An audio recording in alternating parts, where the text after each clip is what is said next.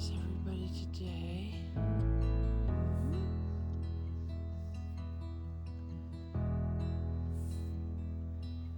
Caleb, I'm going to pick your fleece today.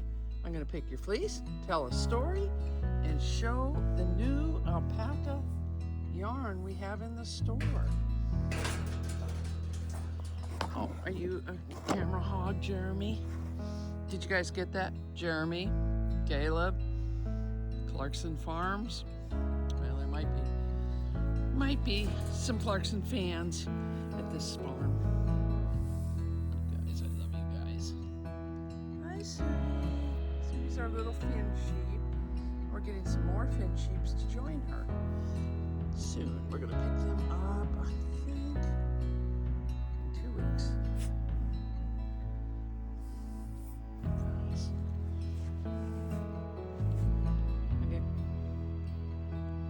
Get your dinner in a little bit.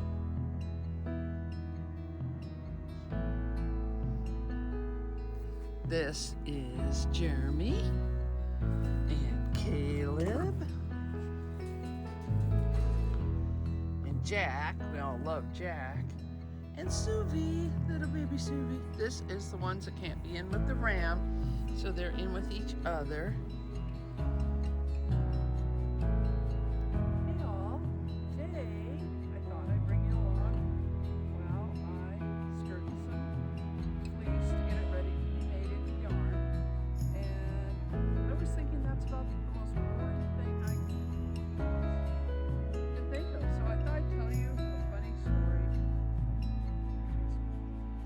Interesting story. It happened to me when I was the summer before I turned 3, almost 70, so that was a while ago. My first Airbnb experience. My parents were a log cabin in northern British Columbia on a little lake. We went up there to spend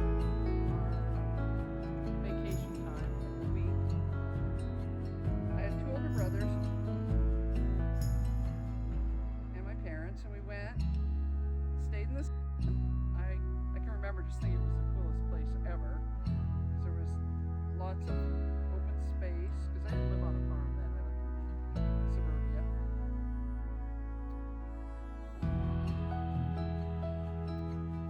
We were there a few days, and my parents said that they were going to go fishing, and I was all excited, and they said, like, you're not going. We're just taking your brothers. You're too little. So you're going to stay with your grandma. My grandma was very urban, kind of proper woman, and was very much of the school of children. Well, she thought children should be seen and not heard. She kind of didn't think they should be seen either. She just thought children should become adults, and then she would deal with them. And she was a good grandma as an adult, but she wasn't a great grandma as a kid. Not cuddly, shall we say. But anyway, so I was less than, I can remember being really sad that I wasn't going fishing and I was staying with my grandma. Anyway, Grandma said, go outside and play. Which I thought, oh, this is great, because my mom was really kind of overprotective and kept me close to the cabin. And so I went out and played and did all these things. And I saw these dogs and I went up and petted them. They weren't very friendly. They kind of growled at me. So I went down and looked at the lake, and I remember going around. There was a horse there. Went and spent a lot of time petting the horse. I don't know, I probably could only have pet her knees, but did that. Anyway, that evening, my parents came home. They asked, what did you do? I said, big dogs. Grrr. What? There's no dogs around here. We're up in the wilds of British Columbia. I said, big dogs, big dogs. I kept talking about the big dogs. Everyone thought I didn't know what I was talking about. I did.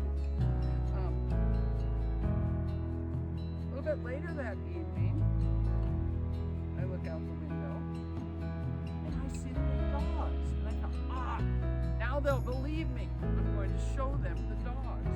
So I went and got them and I said, dogs, dogs. And I pointed at the dogs. At which point my mother went berserk. Absolutely berserk, screaming, oh my God, those are grizzly bears. She was outside petting grizzly bears. And I said, yeah, dogs. And they said, not dogs, grizzly bears. And I said, argh. So apparently, not only did I pet them, they reared up and threatened me, but decided that I was some kind of cub and not to eat me, maybe. I don't know. But my mother proceeded to scream at my father and my grandmother in graphic terms of what these grizzly bears were going to do to me and how they were going to tear me apart and all the things they could have done. At which point I'm like, not dogs. But yeah, so for many years I had quite graphic nightmares about that. And everybody kept saying, well, you weren't yet 3, you shouldn't even remember that.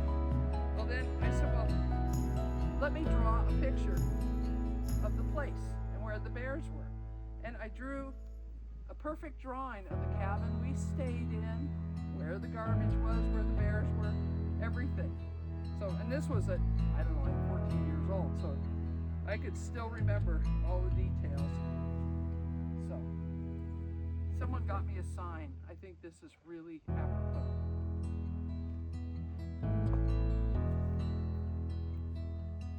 Do not pet the fluffy dogs. See, I should have had this sign when I was little. I would have known. That's my favorite story.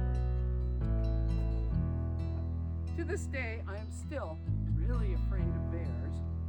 And if you don't know, we live in the Shenandoah Valley, and our farm essentially backs up to Shenandoah National Park, which is full of bears. And one night, we were coming home after dark, and Pam was driving.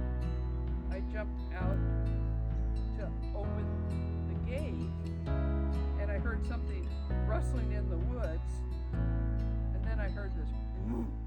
I thought, oh, it's a bear, it's a bear. I knew it was a bear.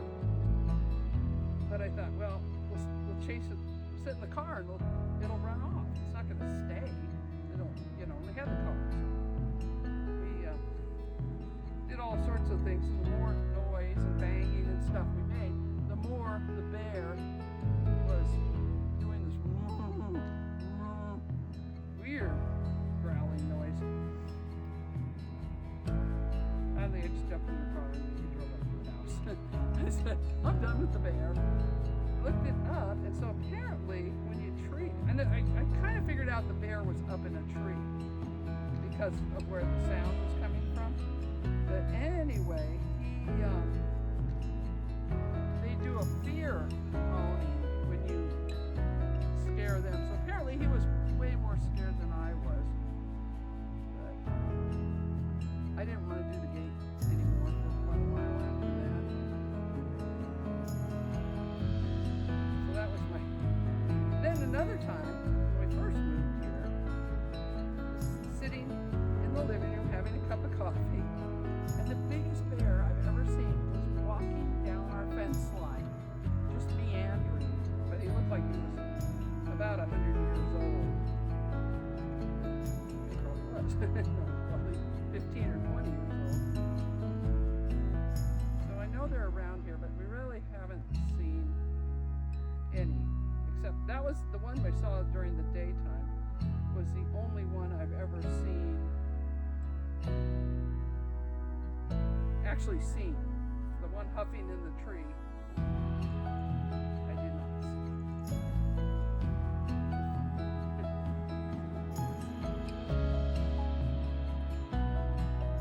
We have Pippin, who is a Bulgarian bear dog. But having a dog is not the best thing for bears are really threatened by dogs and tend to dogs tend to almost bring it into an attack. How to say it, but in the park they say that most times they have bear problems, it's because somebody has a dog that's antagonizing the bear, and that instead of running off, the bears kind of stand their ground. So you have to be really careful around. So I got Pippin thinking he would be my great bear protection, but in reality, we keep him in the house away from the bears, just for that reason. So this wool is going to get made into yarn, but first it will get scoured, which is a washing process. First with hot water to get the lanolin out. That's oily substance that sheep have that waterproofs them, protects their skin.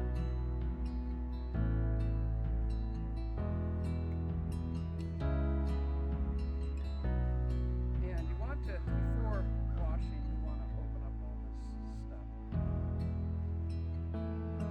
So,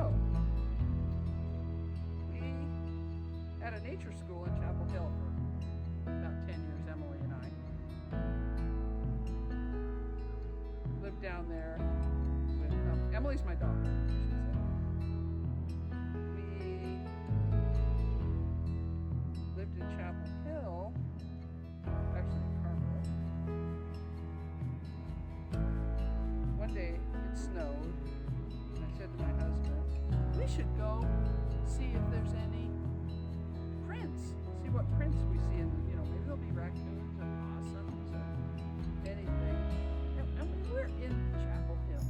It's a pretty populated area. I mean, we were out on 10 acres on a farm, but still. And we walked down, and there are bear prints everywhere. And I thought, nah, these must be coyotes or something.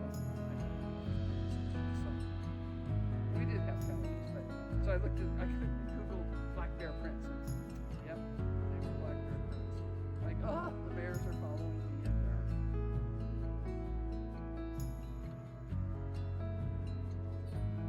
Get these blocks opened up so they washed well. Sheep are not always clean, but they're just the sweetest animals. Love our sheep. They're very friendly, kind of like, they're not afraid of you. They can be like dog-like friendly, just follow you everywhere and run up to greet you. And when you pet them, they're really soft. Another advantage. We're trying to decide whether we should do this yarn in colorways with different colors, or if we should just dye solid colors. Let us know in the comments what your favorite yarn is. Ah, here comes the wind. Don't go away. No, please. I need to grab a bag. I'll be back in a minute. Hey all, I'm back. I was supposed to go get a bag, and I did get the bag, and I did put the fleece in the bag, but then I found this box of wool that came yesterday, and I have to show it to you. It is so cool. It is alpaca that is grown in the United States. It is spun and dyed in the United States, and it is some of the most gorgeous wool I've seen. It's Mother Nature's finest fiber, use alpaca, and it's unicorn knitter's yarn. But anyway, we sell it in our store, and I mean, check out the colors. And we really love using these local mills and using American products. Most of you know we have Junction Fibers making tracks. This is their Midnight Plum. It just knits up gorgeous. They also we also right now have in stock their January Nights.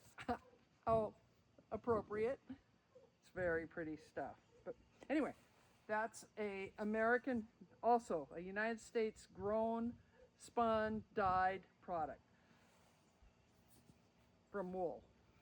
This is kind of the alpaca version. Different colorways.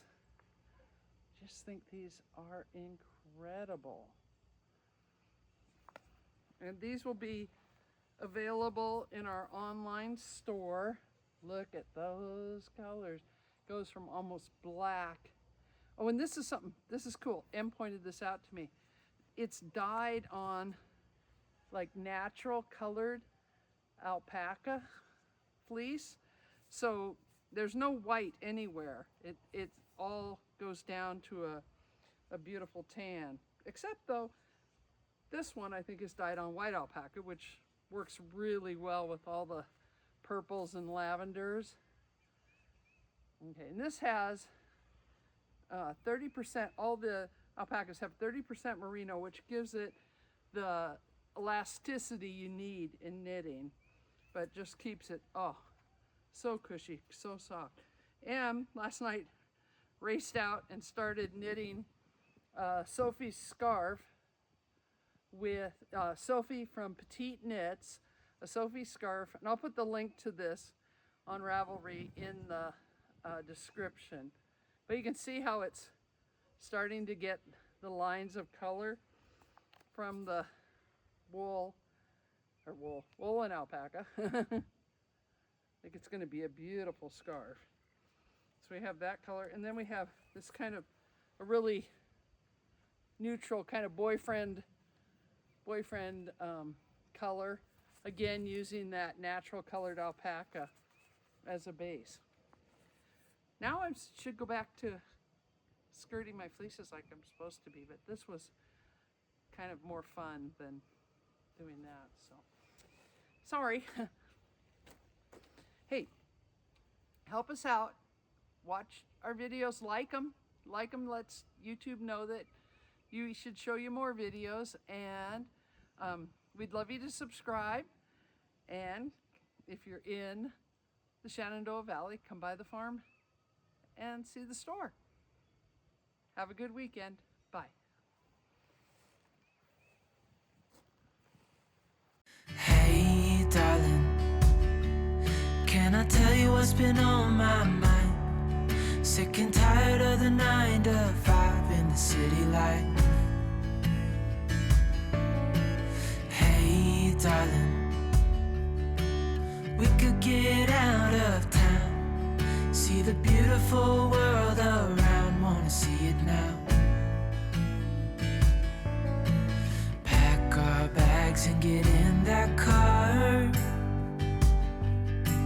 leave a little note and we'll drive real far. Let's get out, we can leave this city, let's drive to the open air. Yeah, the countryside is so pretty, with the wind blowing in your hair. We can look back someday, baby, don't you understand that we only get one life? I wanna make it count, honey, come on now and take my hand. Hey darling, I love it when it's me and you on the road with a couple of tunes.